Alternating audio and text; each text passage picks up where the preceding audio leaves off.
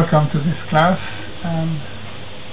We need to, I guess you already organize yourself by languages, and who needs translation?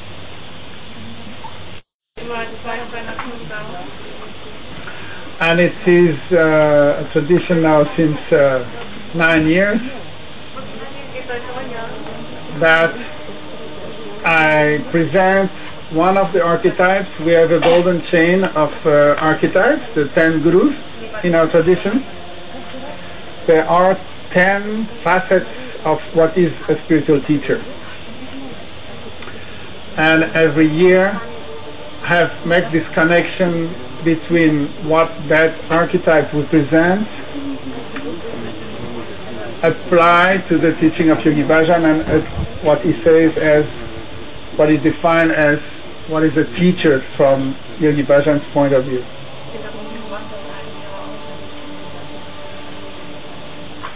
You have to understand that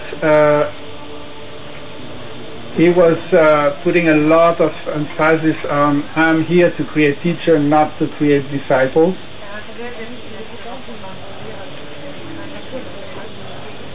And today we are 5 years after, I would say. He's passing away. And I am here to find students out of all the teachers we're producing.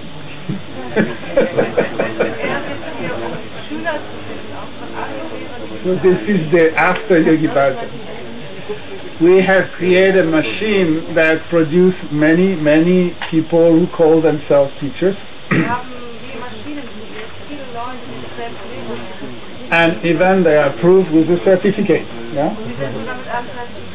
And many of you like to have a certificate, right? But the problem is there are many certified people who need confirmation.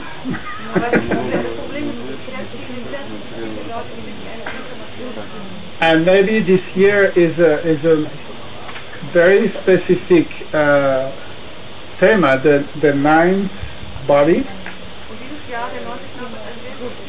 but it's also the ninth group. And the archetype of the ninth is a very deep, very subtle, as we call it, subtle body. And it is not accessible so easily.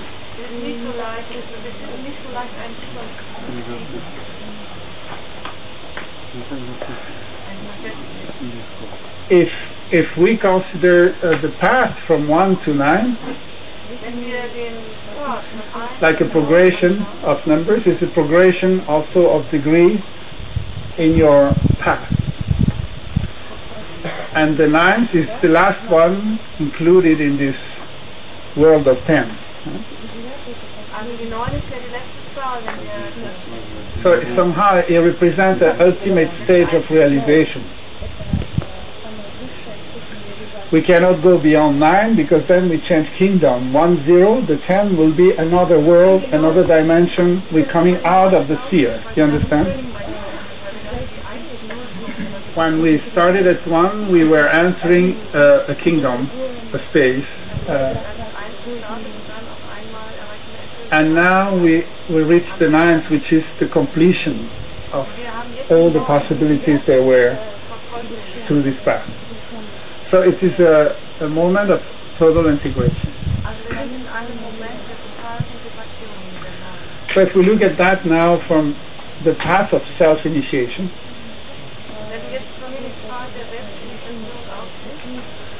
it is only at the 9 steps that you understand the whole thing. When you started from the first, you started from your hope. And now it is the time to let go your hope.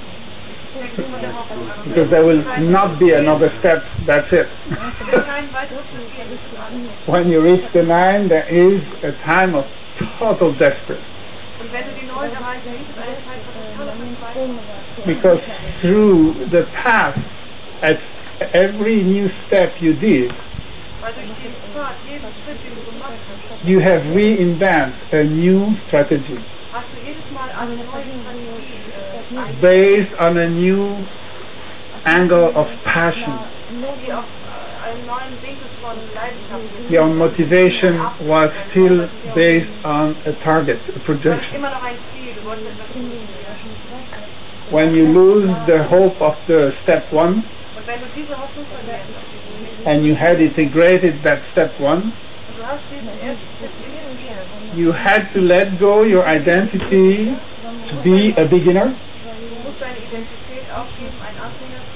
and realizing you're entering a process that's not going to stop immediately. You've got to build a strategy to last a little more than 3 days. You understand? And all along the path, step 2, step 3, step 4, you had to reorient, reinvent the wheel and recreate a projection. How can I walk the next step? Do you understand what I'm talking about? A lot of hope on the path, yeah? Motivation are based on there will be a next step, yeah? But today is absolutely dramatic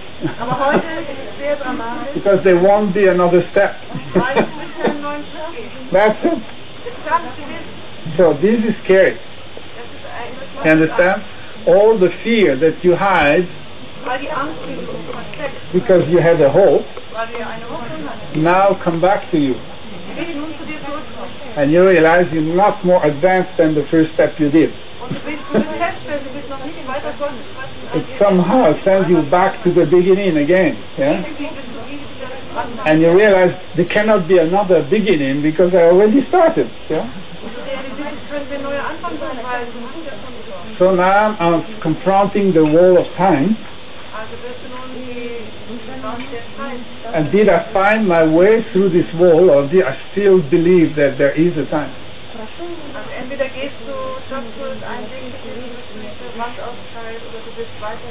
The sense of lasting is to be dependent to time.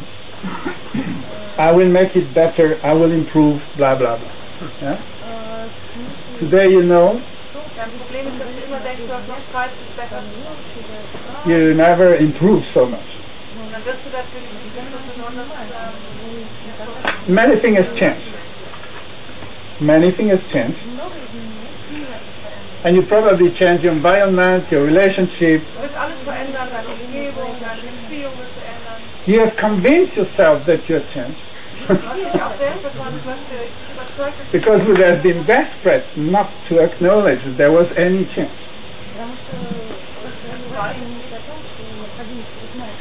But deeply, if I now scratch the surface and ask you what really changed, tell me honestly. 20 years of sadhana didn't change anything. Yeah? How many of you have already more than 3 years of practice? Hello, be proud of you. More than 10 years.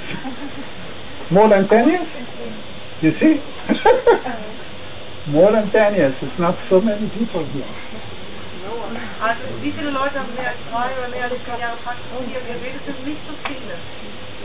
So to confront the time is one of the most difficult, and this is what happened on the 9th step.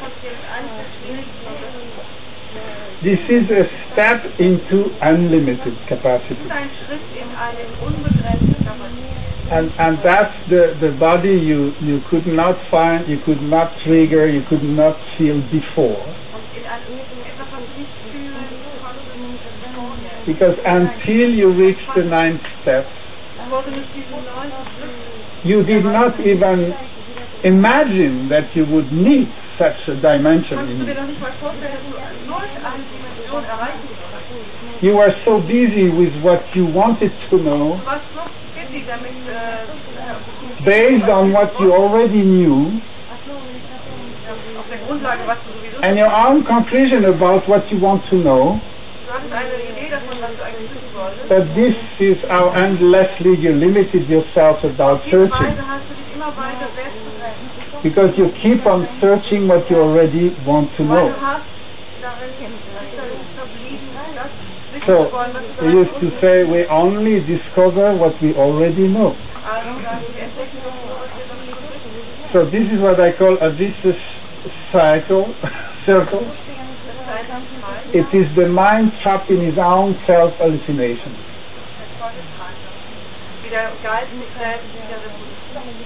Yeah, you need to reach the ninth step to realize I just self-hallucinate. None of these steps were true. None of the change were consistent. None of the realization had any sense. And you reach a stage of deep depression. This is rather a good sign. Those who never reach that depression are absolutely fake. Because they still believe on a lie. And they have hope in life. So the ninth step is the step of truth, which is beyond right and wrong and false and accurate. You understand? Truth is not against something wrong. Truth is the only existence there is. And it is not even opposed to non-existence because it is included. So in truth there is no sense of duality. So it cannot be a sense of direction, because a direction is opposite. You understand? This is so. It is a step that has to happen in the biochemical level in your brain. There must be a transformation that is much more than concept and philosophy and belief system or whatever, or even energetic is not enough. Money is a flow, is nothing in itself if you don't link it to virtues.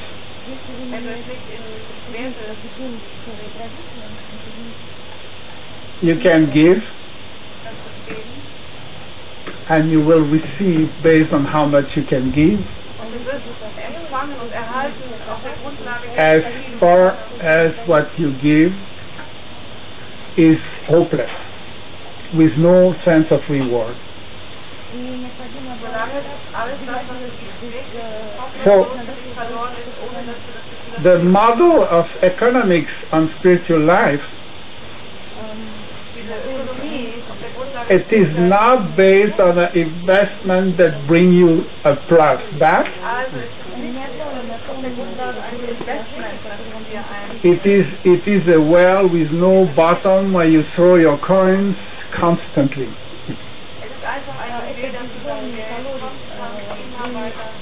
And this will create a flow, because if from one hand you receive and you throw it away from the other end, that flow will never stop. But if you're oriented that I am giving,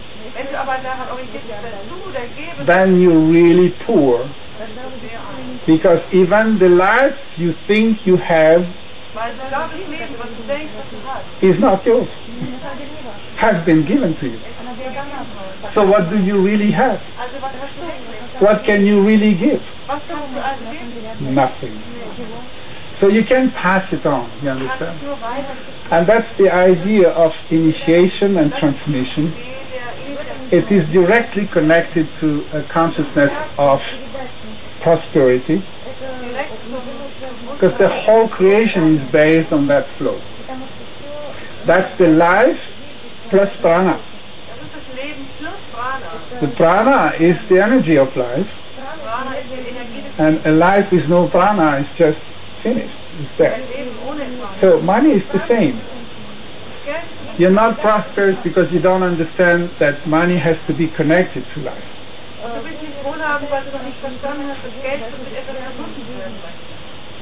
what through you is your fears. The fears is what really puts you into passion. A compulsive passion to compensate. Do you understand that? So I'm using this alchemic language. So you will understand that life is extremely refined and subtle. And you will feel it when you are sensitive to the energy of life, which is prana. So the subtle body is extremely connected to the pranic body, to the eighth, and to the fifth body, which is the sensitive body. And it will make you feel and sense that there is more. There is a dimension beyond the dimension you identify yourself.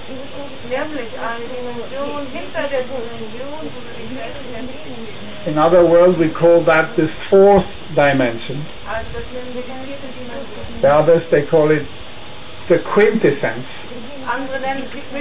The quintessence is the quality to have the intuition and open the door of the path of the fourth dimension.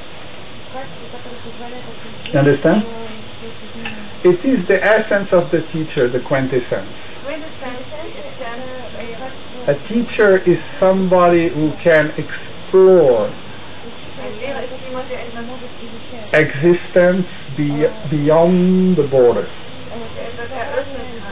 beyond the limits, beyond the definition. It is entering the experience of the experience. So the experience of the ninth archetype, it is mastering the three worlds. There are three dimensions to integrate the reality: above, below, and right here. Above, below, and here.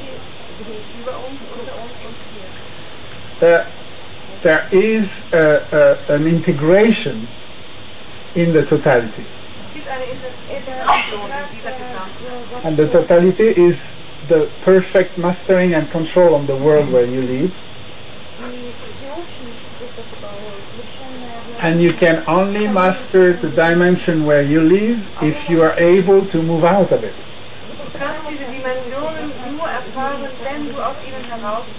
When you move out of that dimension, you may find yourself in the virtues. And the virtues are angels. We call it devas. It's a world that is not incarnated, but it needs your spirit to manifest. Your spirit is free, but as long as he didn't find his purpose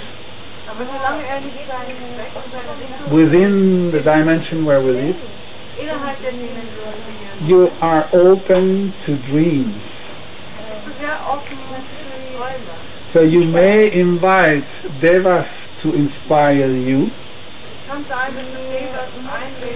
as well as asuras,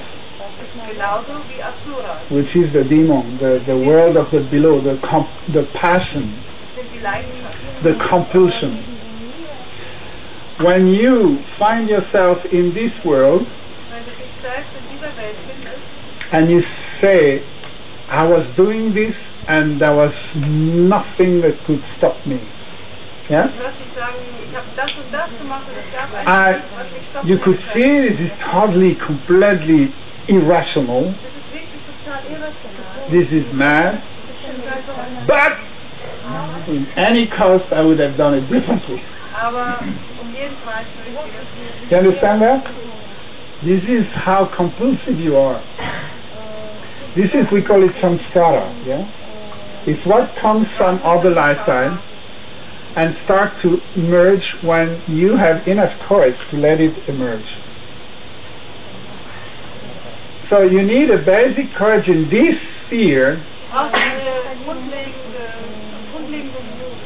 in our reality, in our dimension, to take the risk to invite other dimensions to function here.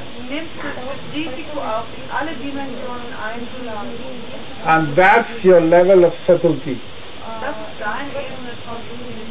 If you are gross, if you did not refine your other body, you're going to be led by your compulsion. And you become creatively destructive. You create more karma, you abuse other people, you becoming charismatic, and your influence is just heavy.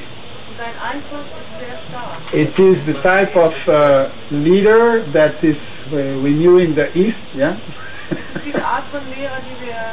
Or in the time of the king there were despots, yeah?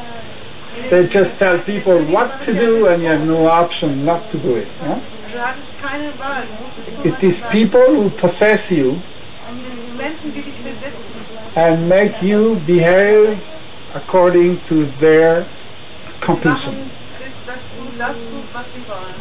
That's the chain of self-destruction and collective destruction. So everybody fears in terms of sect. Yeah, everybody is a, what is a sect? Yeah? It is when people use power to abuse people. So the pharaohs were the best leaders. Yeah? They killed millions of people to build pyramids, and they just totally exploit these people for their divine dreams. Yeah? And today we are amazed to see these stones that are still standing there, but they are standing from tons of people who died with no respect. They were not even human. Yeah?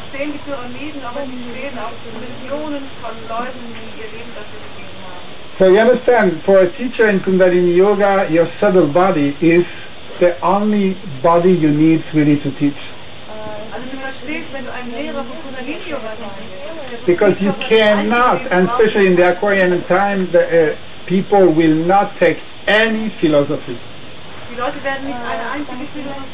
Brainwashing people doesn't work. Holding or hiding information doesn't work. There is no secret information about initiation. There is no occult knowledge. This is a joke. The methodology of teaching based on secret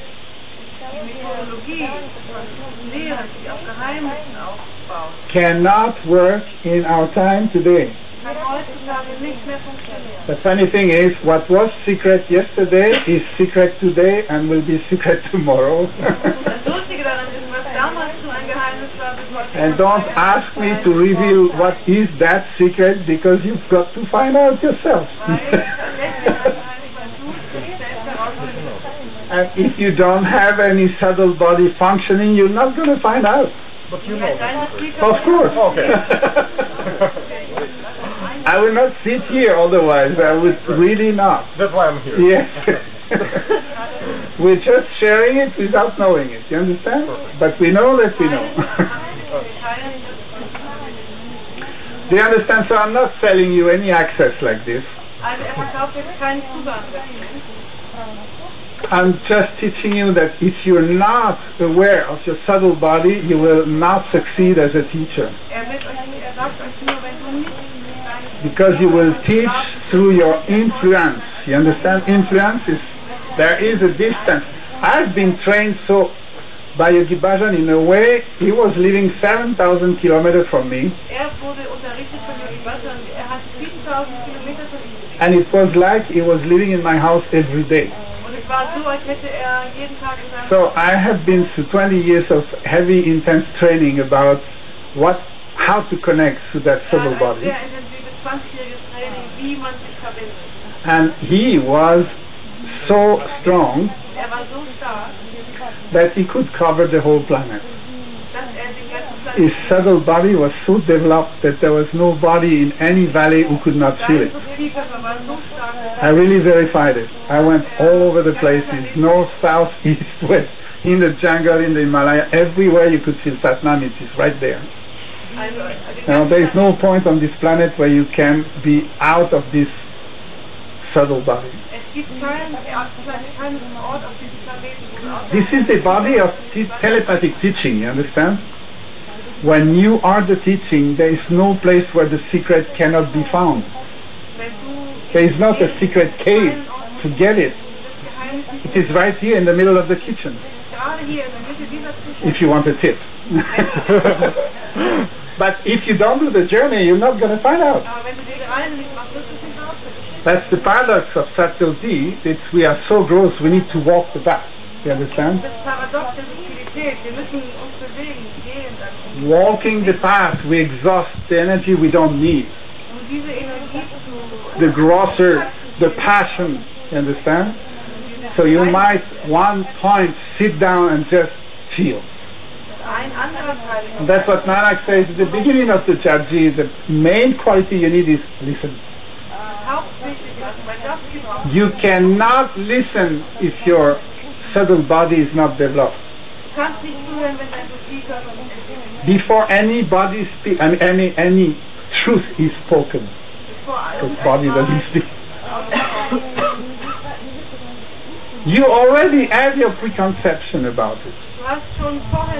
You need a definition. So scared you are to welcome the unknown. So therefore you never ever listen to anything. To listen means you make a space that is absolutely empty. And you're ready to welcome an information that is beyond anything you have in your mind already. This is where subtlety starts. Anything before that border is grosser. So what is scary at that border is you have no means to verify. You have no reference in the mind to compare, to evaluate. That's why I used to say when I teach, do not believe me, verify. Do you understand? I don't want good students, that you have no subtlety. If you listen to your teacher, you are just deaf. You don't hear anything. If you're constantly questioning what the teachings are, you're deaf, because you are listening to the inner questioning mind, which is corruption. So how to listen and not to be naive and stupid, but to be conscious and verify what you have heard. You understand? That takes courage. You need to take risks to experience what your subtle body tells you. Do you understand? So we are teaching through influence, we are transmitting the seed of the teaching, not the teaching. And you've got to water it and develop this teaching within you. You've got to be a gardener. You have to water the seed.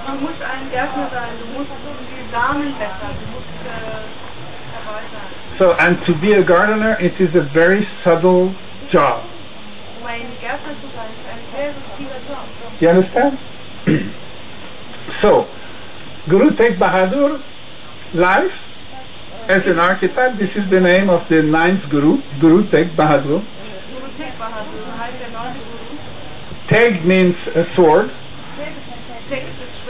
and Bahadur means brave. You know, it's a braver. It's like bravery is a nice tradition. Yeah?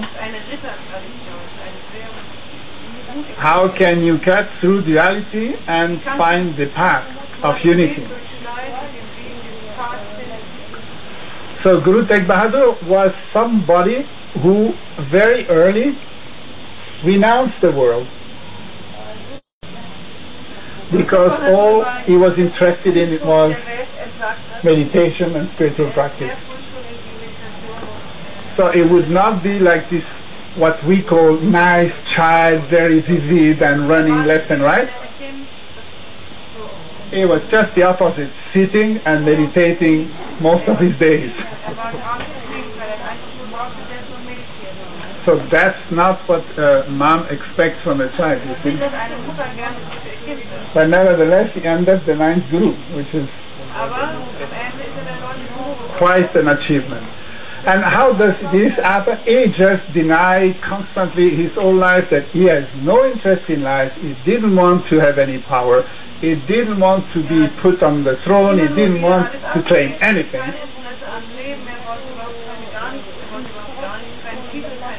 So most of his time in early age already started to spend few hours eventually to talk about spiritual matter with people around in the village. Let's say maximum 1 hour. Would do some exercise to move his body for 1-2 hours a day, and spend the rest of his time in meditation. And he did that for 20 years. Just to tell you, give you an idea of the 31 minutes of Guru Tegh Bahadur. Yeah? It's a different version. So, actually, how it happened that such a remote person, that he can withdraw himself from the whole world, how come he became a guru?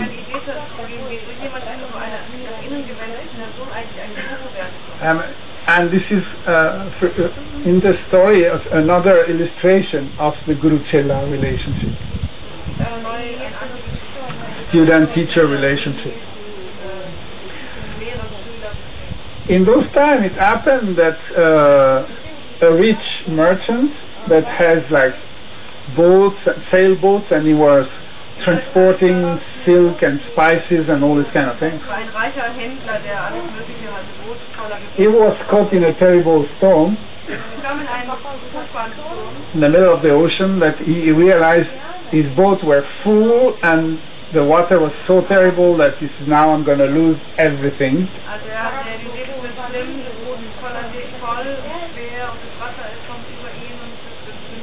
And he decided, okay, now is the time to pray. Like we all do. Huh? Let's be very spiritual now, because I'm going to lose the whole thing. So he prayed the Guru, and he says, oh Guru, if you just save all my boat, I will offer 500 golden coins, which is for him more than 10% of all he possessed. You know? And as soon as he did this true prayer, because he was absolutely true, the ocean became flat around him, and just while stopping this movement, one piece of wood fell from the mat and hurt him on the side. And that's all what happened. So he was safe, and overnight this boat didn't move, everything was perfect. Next day, good wind, they could come back to the port. So as soon as he lands, he has only one thought: I have to honor my word. I'm going to find the Guru and give him what I owe him.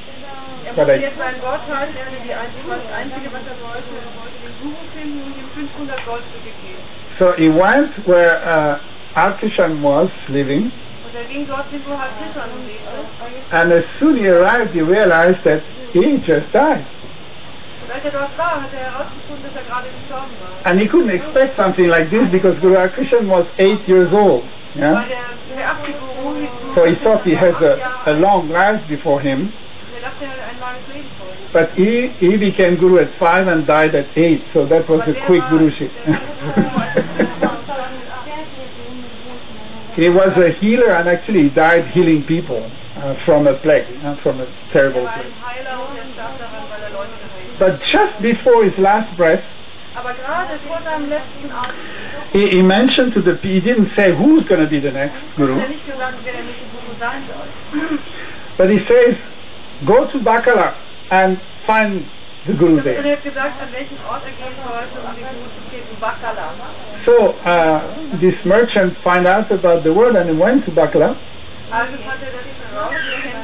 and there was like 21 claiming, I'm the guru, no, that's me, no, that's me, no, that's me. It was a whole show of gurus over there, a guru's nest. So he says, okay, I'm going to check it out, I'm going to offer 5 coins, and if they take it, they are completely fast, because I promised 500, so no guru will go for such a little amount. Guru are not cheap, you know. If you want to learn, you've got to pay them all. So he did so, and at 21 said, oh, I'm happy with my 5 coins, you know. So there were 21 gurus very happy, but one guy totally desperate is our merchant, that now realized, gosh, I make a promise, I don't know where to give it. Also der Händler war nun ganz verrückt, weil kann sein Versprechen nicht einhalten, weil alle 21 Leute, die dort waren. So he was asking for, is there anybody else? And then an old woman came to him and said, you know, there's this guy over there that's 20 years, he's meditating, he's not claiming anything, and she started to describe the profile.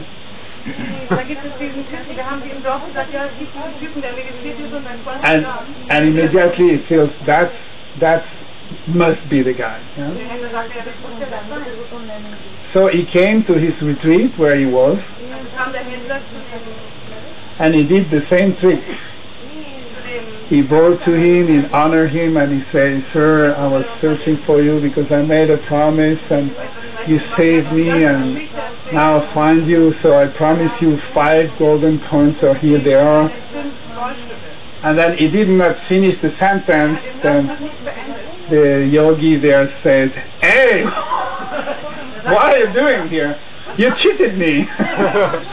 What about the 500 coins you promised me? And then he tore his shirt and shows that he had a wound exactly in the same place where he was wounded by this piece of wood that fell from the mat.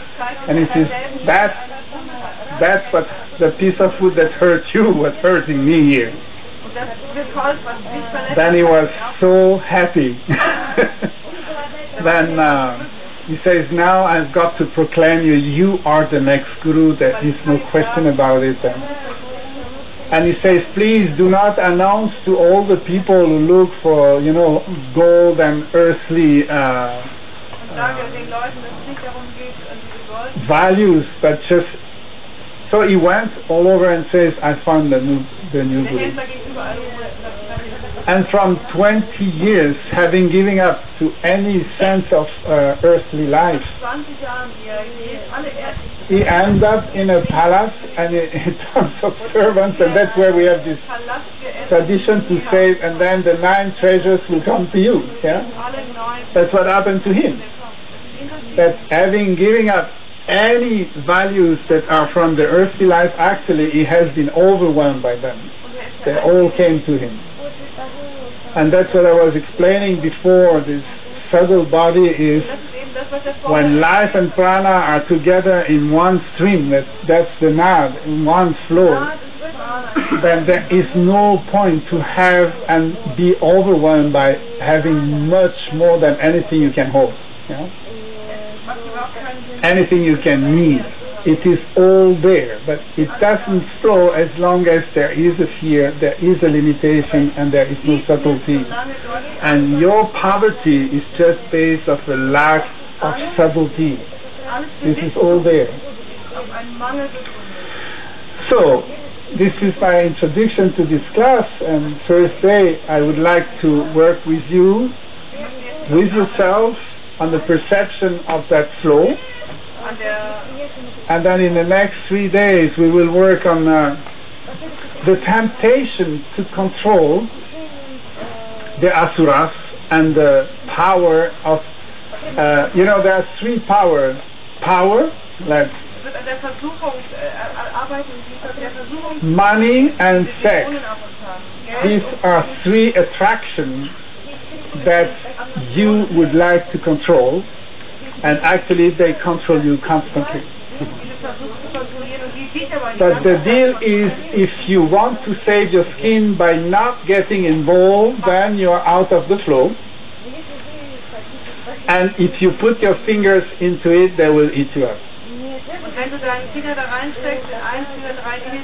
So that will be tomorrow, the day to work on this compulsion aspect of our life, and how we can ride the horse of karma and lead it into a dharmic adventure.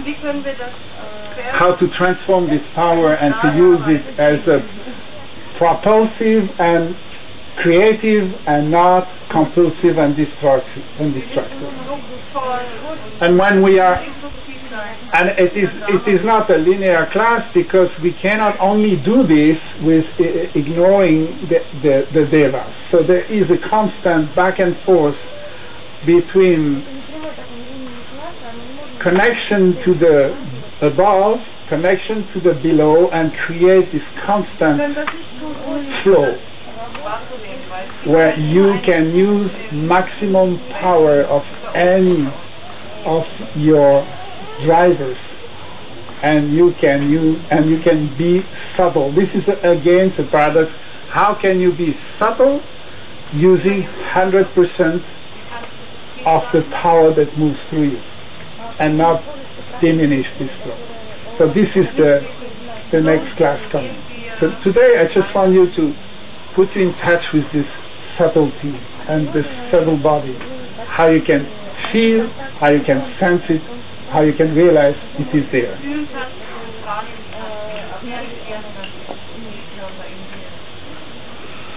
So we're going to move a little bit.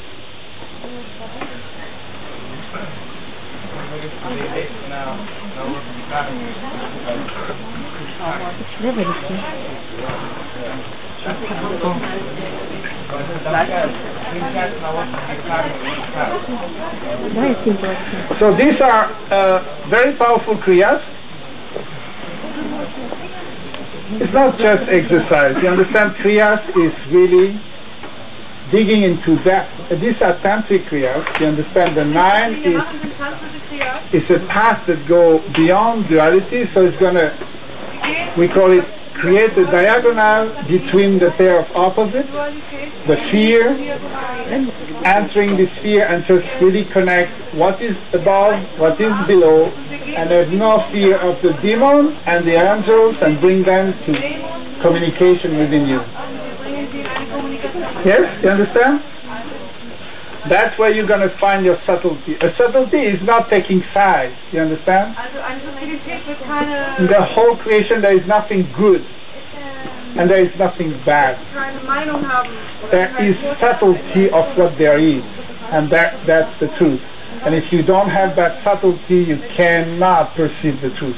Because truth is in everything. So you cannot take side, and you are preset, and so we have to break this. You understand? We have to decondition you so you can perceive what there is. So, start to just punch, take and give.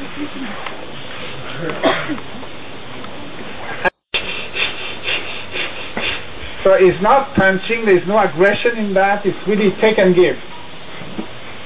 But move your navel and start to pulse your energy strongly from the navel and enter a sort of a flow. Close your eyes and just feel what it is. I'm taking everything that comes in my life. Everything that comes in my life, I take. This is the listening. And everything I have received, I give. Which is your first breath, the fear of dying. This is you give up. You just let it go. Your life is not even your life. It has been given to you, and your consciousness tells you, I want to give myself in. I want to offer that. That's your gift.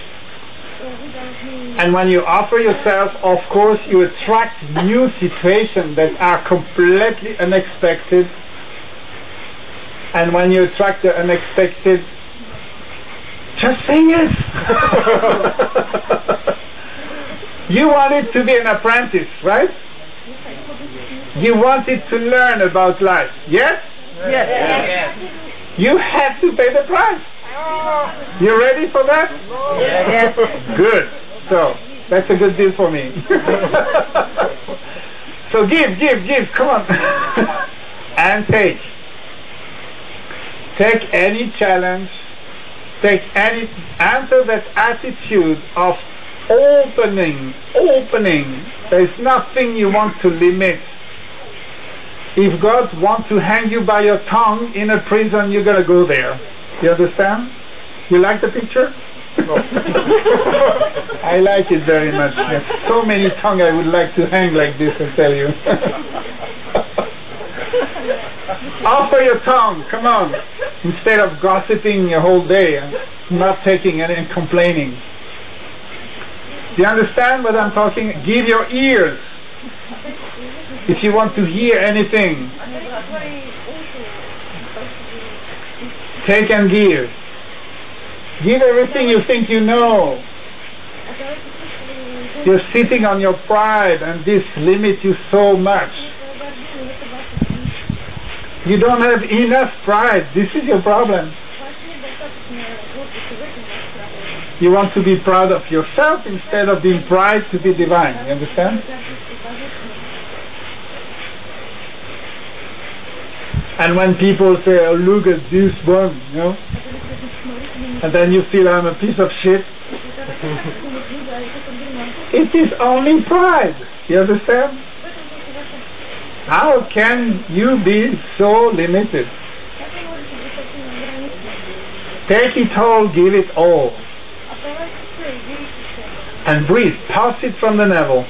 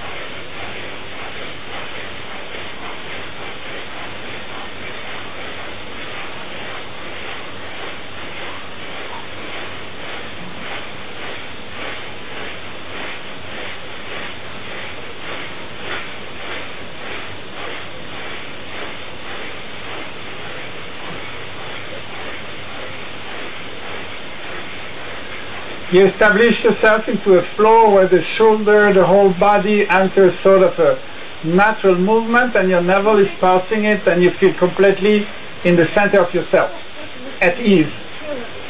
You're at home. You find your home. And you know you're doing the right thing. You're doing the right posture. Nobody can tell you if you're right or not besides you.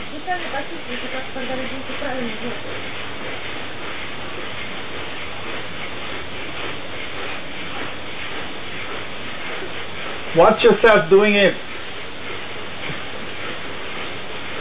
Do you feel the grace? Do you feel the flow? Do you feel that you're really at home? You're entering a sphere. Something is round. You're in the center of it. It's all fine. The rhythm is fine. This is your own inner music.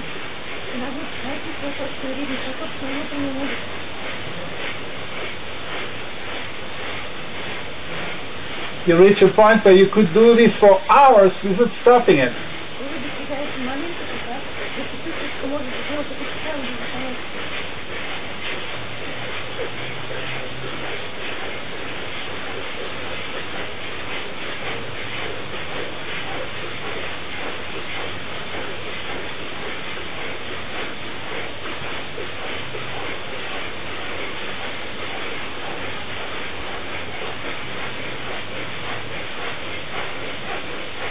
Okay, inhale.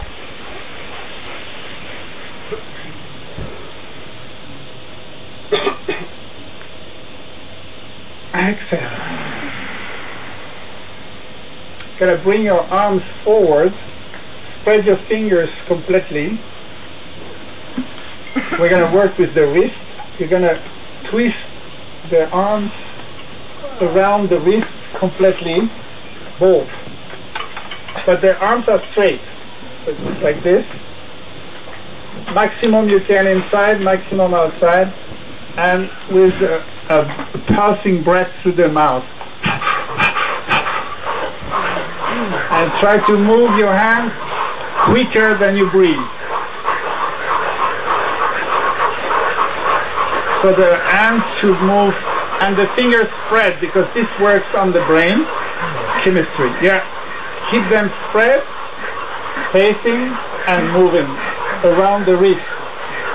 It's a complete circle almost.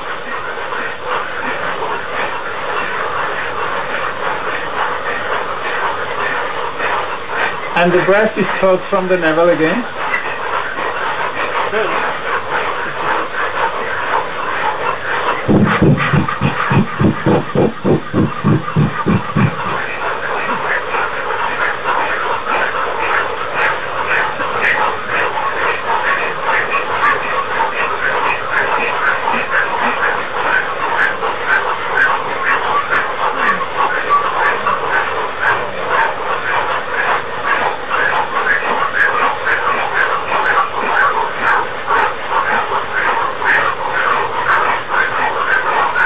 We're opening all the nadis and stimulate the brain, the left and right brain. Keep the fingers spread and straight.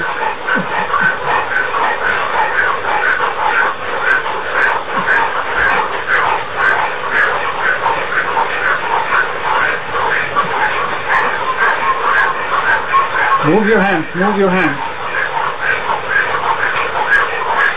Just 2 more minutes, really go for it.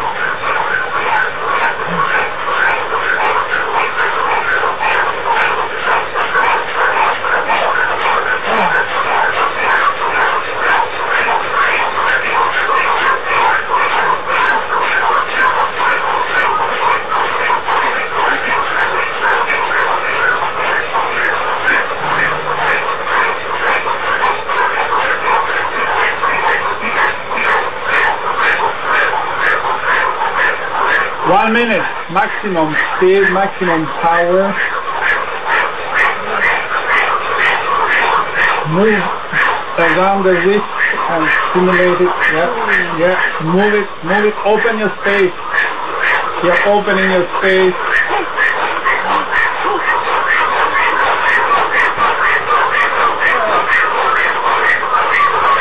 "30 seconds. Go on the gas, maximum speed, and really move it.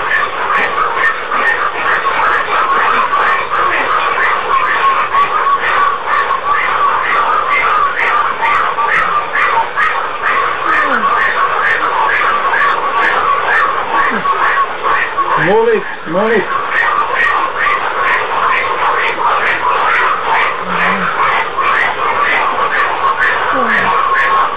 Inhale.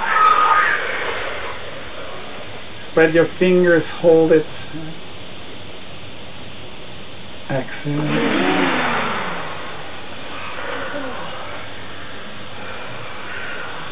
Super fine. Let the energy circulate in your brain, in the shoulder area, the neck.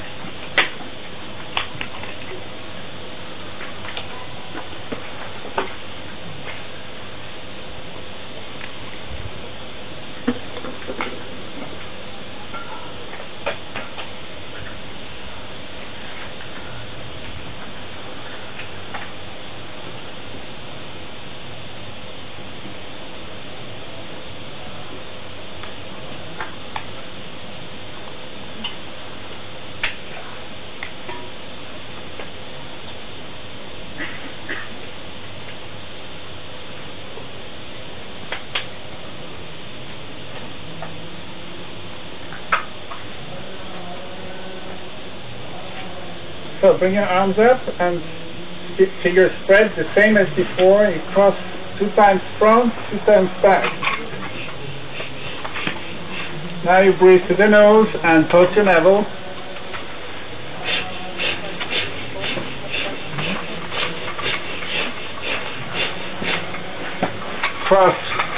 Crisscross forward the head and backwards, and try to pull it backwards as much as you can. Forward, backwards. Keep your fingers spread. Try to use the maximum of your arm so you crisscross from the shoulder. From the shoulder, yeah. Keep your arms and pulse it.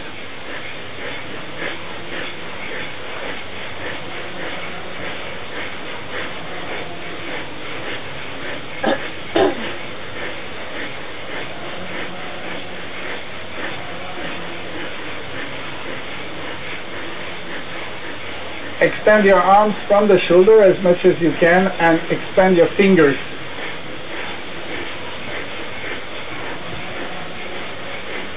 Stretch it up. Yeah. Pulse your breath. We only go for 3 minutes.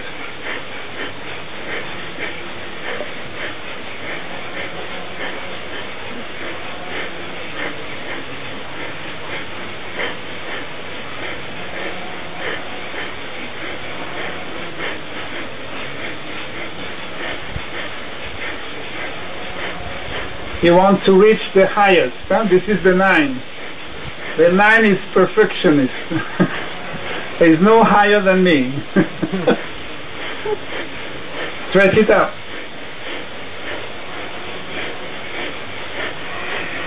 Two minutes. It opens your ribcage, it opens your lungs, it opens the channel for the prana to circulate, and free yourself from this diaphragm. One area where the fears are in knot is in your throat. Today we work on the VAC CD, the power of creating your reality through your own word and your own presence. Just to feel. How much can you influence yourself? Now is the time to talk to yourself.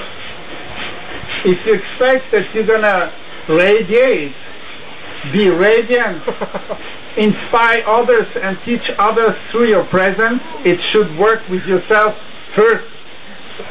And now you're in the posture where you can influence yourself. Are you able to keep yourself up, or is it your, oh my God, and then laziness conquer you before you think about it? Last minute. Last chance to influence yourself positively. Stretch it, put a smile on it and say, hey, I know this one. I just expected it this morning. This is so cool. Work on this prana now.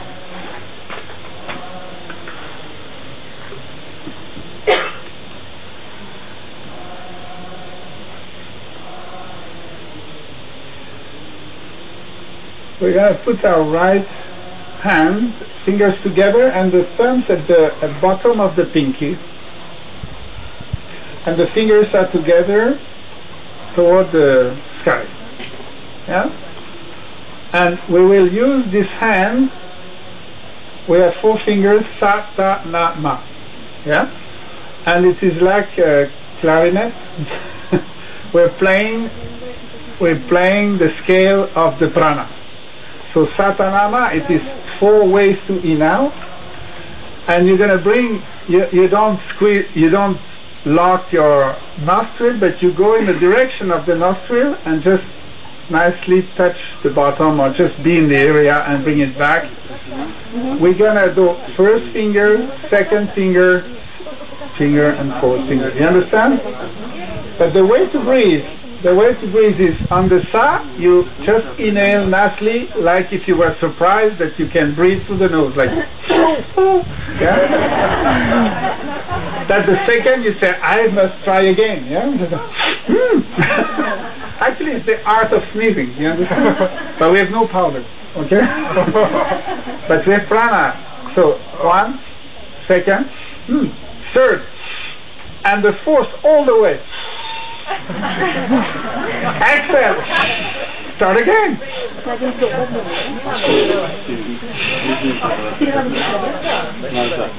So you go like this.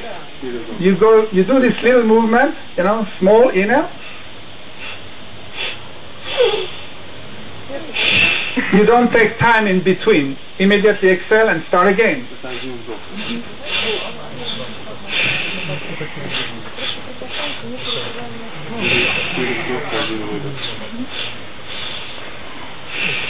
So the last one is all the way through. You inhale to the max, exhale and start again.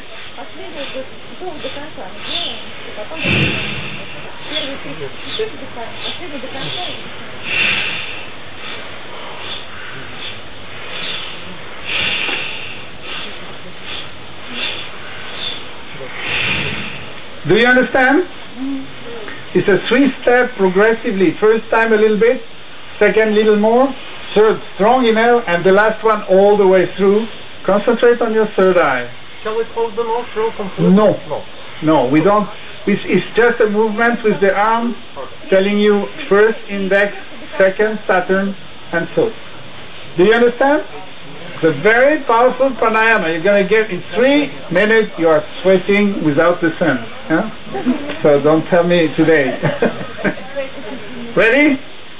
Okay, close your eyes and go with your hand. Concentrate on the third eye, and here we go. And mentally satanama, sa, ta, na, ma. Exhale and keep going. Sa, ta, na, ma. Exhale and keep going. You will find a flow. At the beginning it's a little bit difficult to regulate a little bit, a little more. Real breath and absolute strong, fulfilling the breath.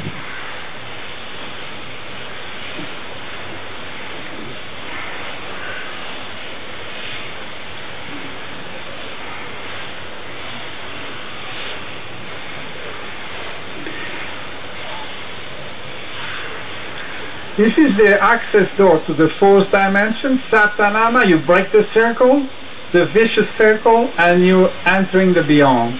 It's very quickly you're going to enter an unlimited space. So do it very systematic and don't lose track of what you're doing. No? Stay concentrated. Do this little movement, gentle movement with your hand, and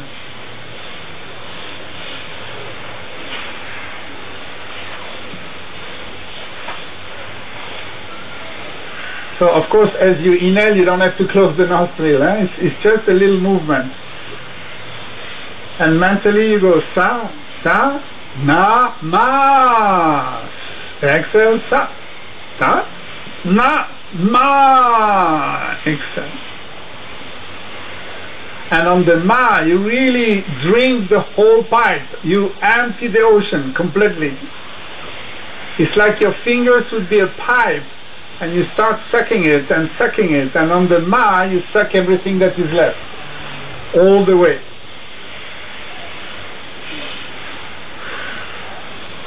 If you're making yourself drunk,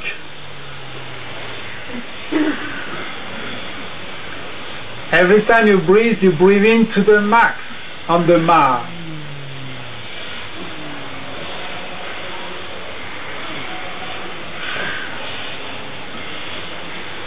This will make you expand to enter this feeling and sensation of the subtle body. Push your inhale to the max on the ma.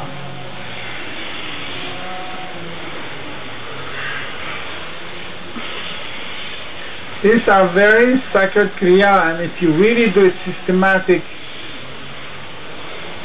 you're going to really expand and give yourself an experience.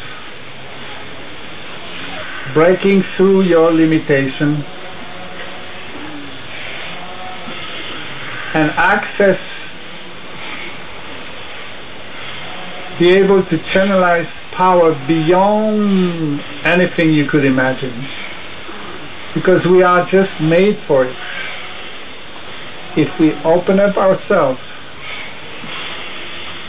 remember, we're not looking for any reward, we're not looking for anything back, we just want to give ourselves completely. But you're taking this prana fully, to the max you can take. Keep going, don't stop it. Just is a constant thing. When you exhale, you keep on starting again. You don't hold it at the end. You inhale to the max and let go. Just don't keep anything. You take, let go, and take, let go. Hey, wake up! Come on! Now you become dizzy, you don't know where you come from anymore. You don't know where you live, who you are. This is good sign. Go deeper, just go deeper, do it.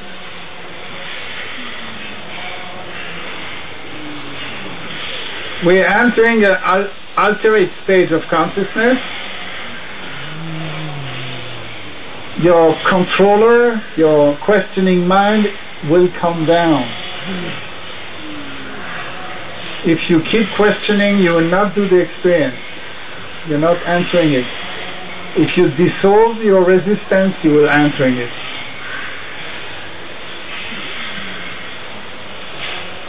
You need to take the risk to experience it, really. And you need to give yourself a chance to breathe. Really breathe it to the max.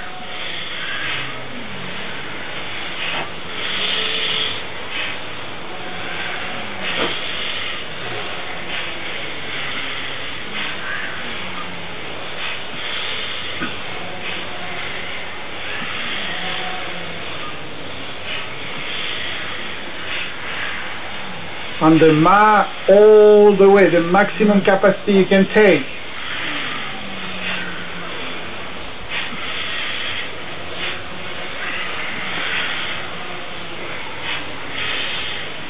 Then you exhale and immediately start again. Don't be spaced out, just conquer it, stay with it.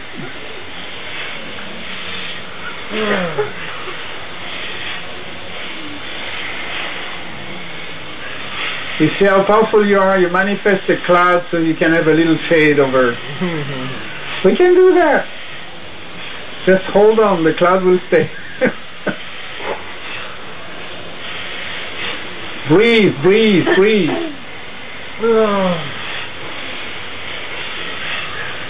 All the way in.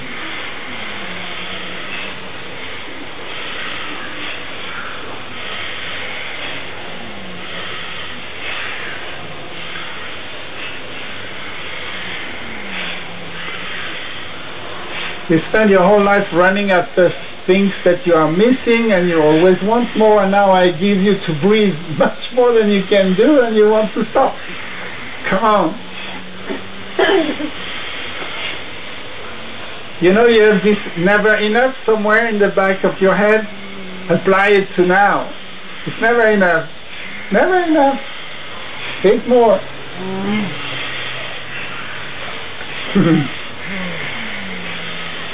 This one of our handicaps is we're just completely lazy, spiritually lazy. You all want it, and then you run after it, and when you've got it, you cannot do it.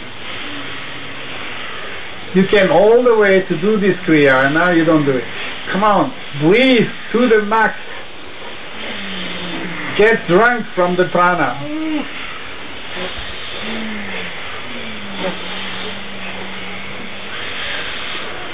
It's not the time to limit yourself in this class.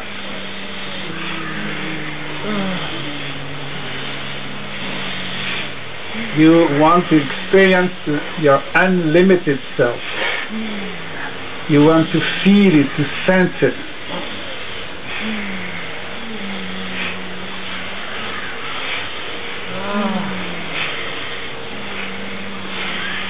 When you master this kriya, you can conquer the beyond.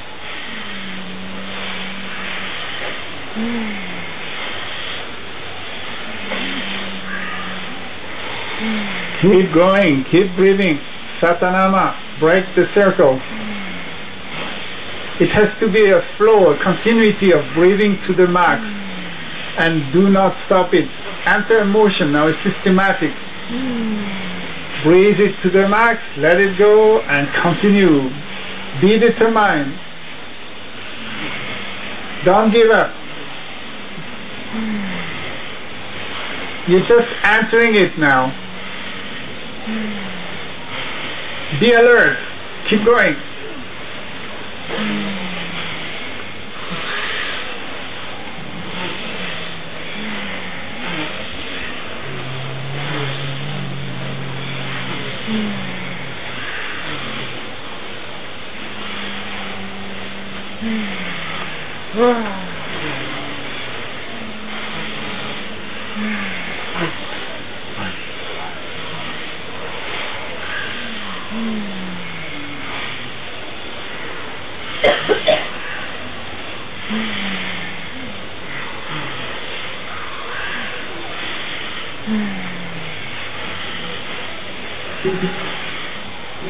On the mat, fulfill your lungs, completely filled up or to the max. And quickly exhale and start again.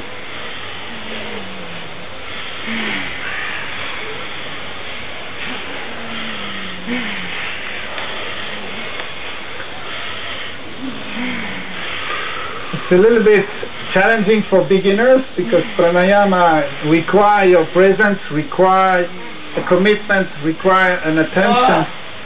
So you need to nourish this. So don't be lazy. Now is your time. Everybody can do it. Just nourish your intention to do it. Keep doing it. Yeah, I want a few more minutes. We're getting there.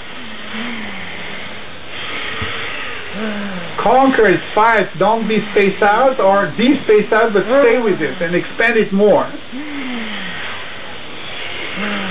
Yes.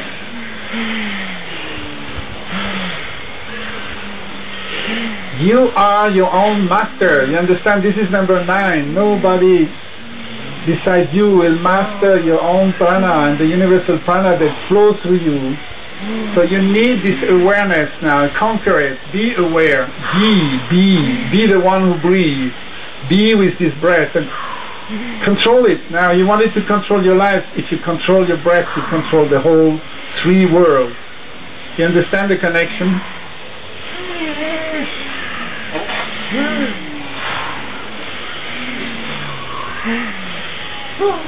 Yeah, you're doing great. Just keep going. We need few more minutes to really seal it, crystallize it, to be there. Stay awakened, don't go away. Stay with your breath and really breathe. You are taking in the whole universe, the whole knowledge, the whole akasha is coming in.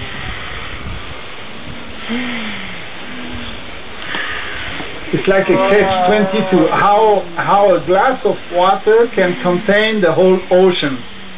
You understand? That's what. It's an incredible feeling to fulfill yourself and be empty. 2 minutes, only 2 minutes, steady, systematic, breathe to the max, do it.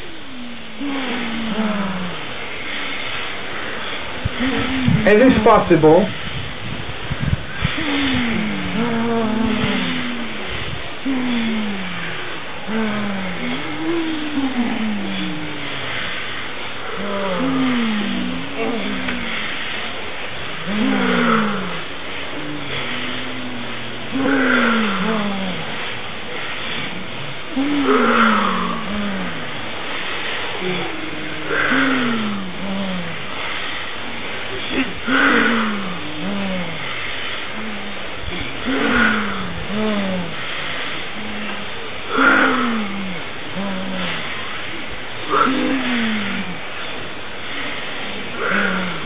Last minute.